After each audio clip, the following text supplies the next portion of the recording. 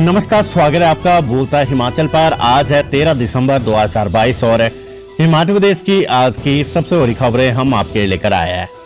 हमेशा की तरह आप इस वीडियो को लाइक कर दीजिएगा। चैनल पर नहीं जुड़े चैनल को आप सब्सक्राइब जरूर करें। तो जैसे कि आप जानते हैं, सुखविंदर सिंह सुक्खू ने मुख्यमंत्री के रूप में शपथ ग्रहण कर ली और आप जो उन्होंने अपना पदभार है उसको ग्रहण कर लिया। पहले ही दिन सुखविंदर सिंह सुक्खू ने 12 बड़े फैसले लिए हैं।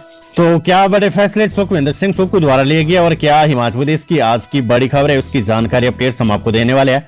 तो लास्ट तक आप इस वीडियो को देखिएगा और वीडियो को लाइक आप जरूर करें। आज इस वीडियो को लाइक करने का टारगेट है 900 लाइक, तो अभी आप इस वीडियो को लाइक कर दीजिएगा और अपने दोस्तों को भी अपने व्हाट्सएप ग्रुप पर, अपने फेसबुक ग्रुप पर इस वीडियो का लिंक जरूर शेयर करें। वीडियो अच्छी लगे वीडियो को लाइक कर दीजिएगा और हमारे चैनल बोलता है हिमाचल को आप सब्सक्राइब जरूर करें। पेश है आज की सबसे बड़ी खबरें। डिप्टी सीएम मुकेश अग्निहोत्री बोले 10 दिन के वेतन होगी ओपीएस की बहाली।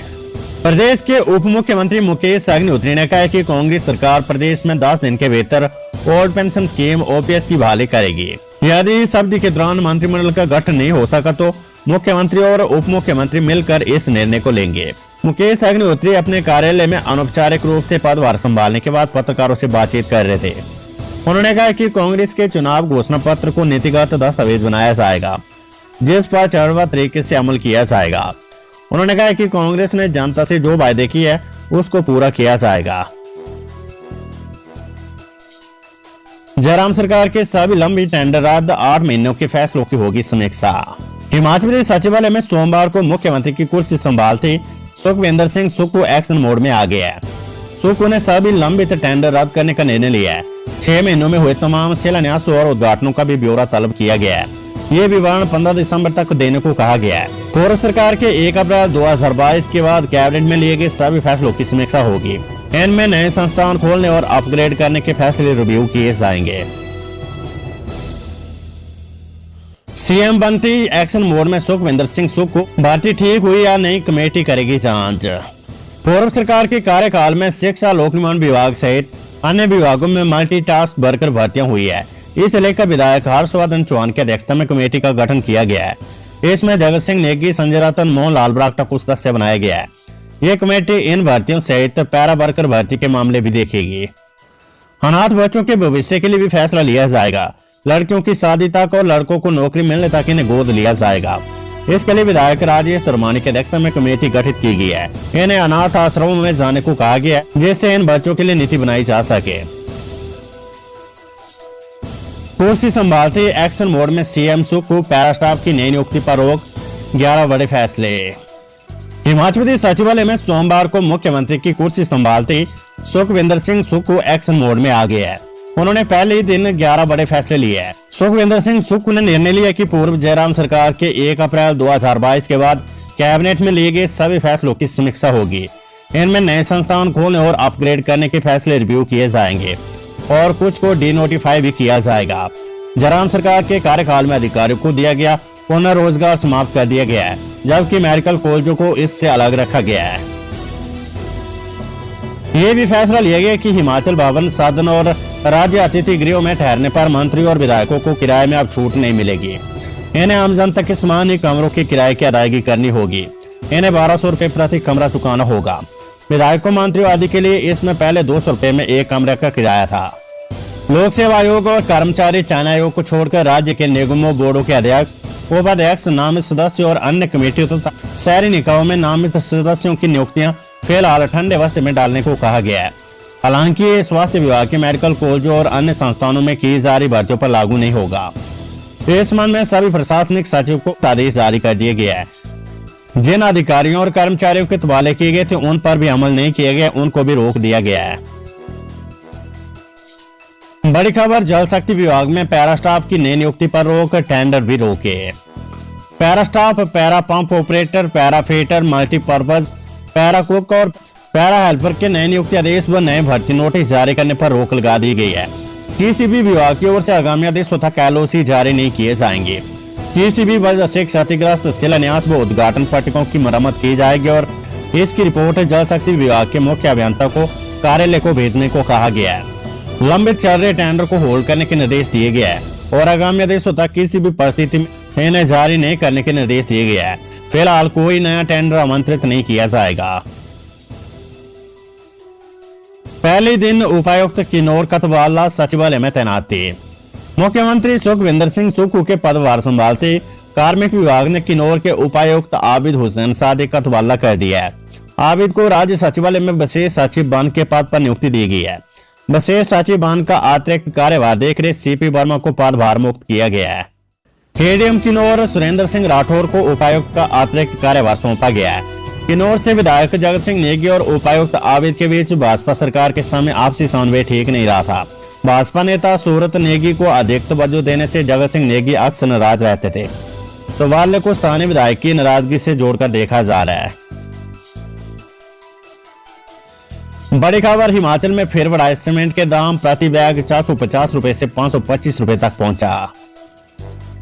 हिमाचल प्रदेश में नई सरकार बनते ही सीमेंट कंपनी ने फिर से सीमेंट के दाम 5 रुपए प्रति बैग बढ़ा दिए है। प्रदेश में पिछले 20 दिनों में सीमेंट 10 रुपए महंगा हो गया है।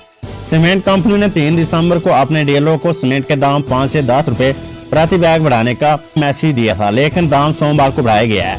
हालांकि सीमेंट के दामों पर सरकार का कोई नियंत्रण नहीं है।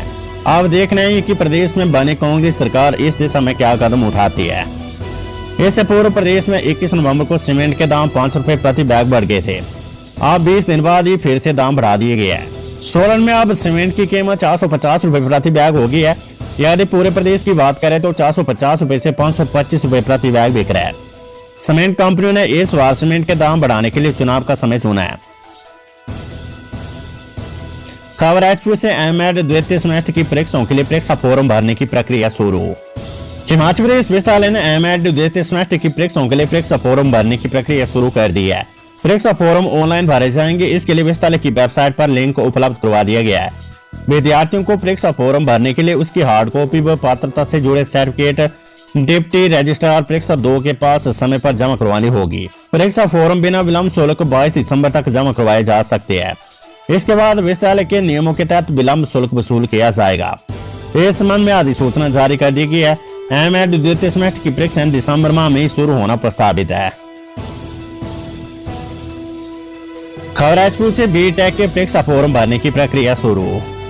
हिमाचल प्रदेश विश्वविद्यालय एचपीयू ने बीटेक प्रथम, तृतीय, 5वें और 7वें सेमेस्टर रेगुलर रीअपीयर परीक्षाओं के लिए परीक्षा फॉर्म भरने की प्रक्रिया शुरू कर दी है।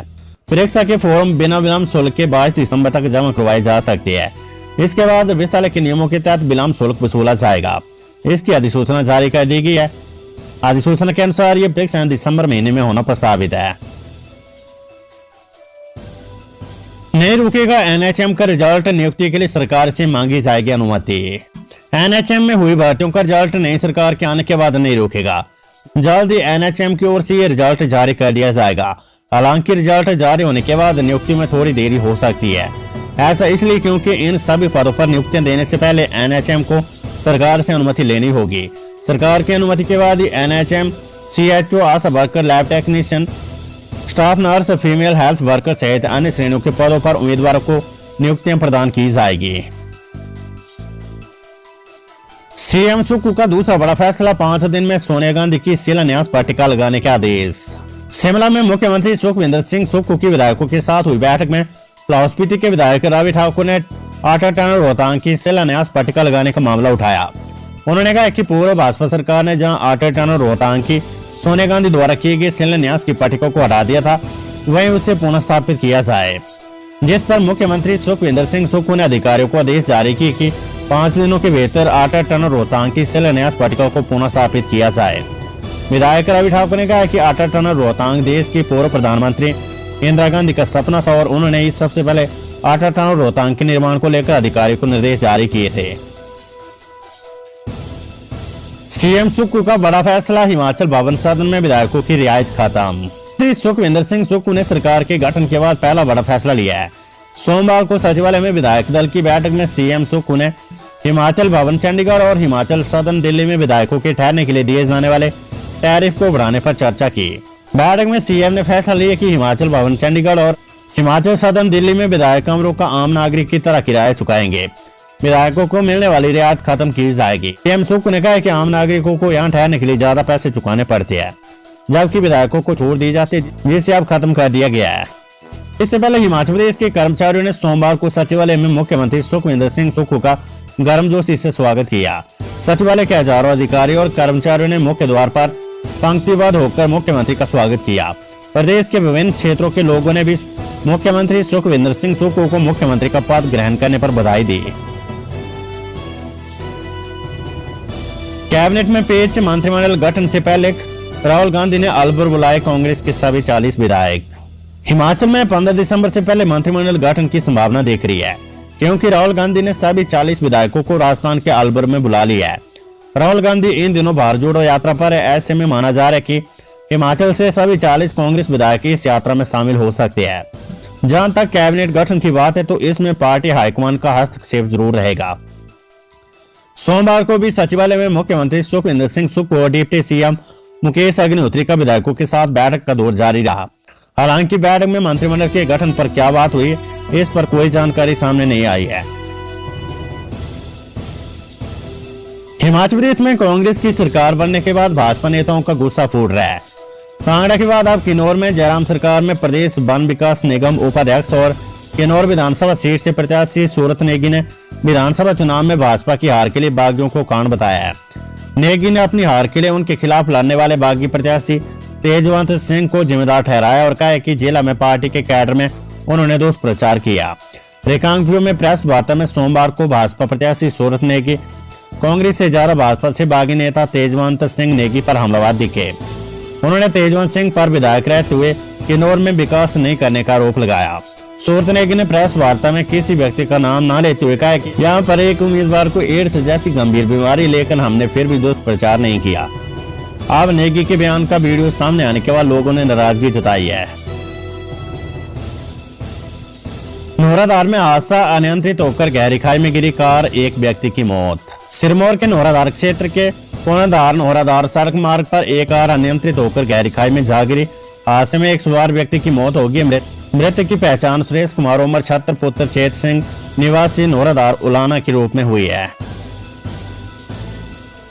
पुलिस ने घर में दबिश देकर 31 ग्राम चिट्टे के साथ 4 युवकों को किया गिरफ्तार, मामला दर्ज। मंडी में नशे के खिलाफ चलाए जा रहे अभियान के तहत मंडी पुलिस के हाथ बड़ी सफलता लगी है। मंडी जिले की जोगिंद्रनगर पुलिस की टीम ने घर में दबिश देकर 31 ग्राम चिट्टा बरामद किया है। पुलिस ने इस मामले में 4 युवकों को गिरफ्तार किया है।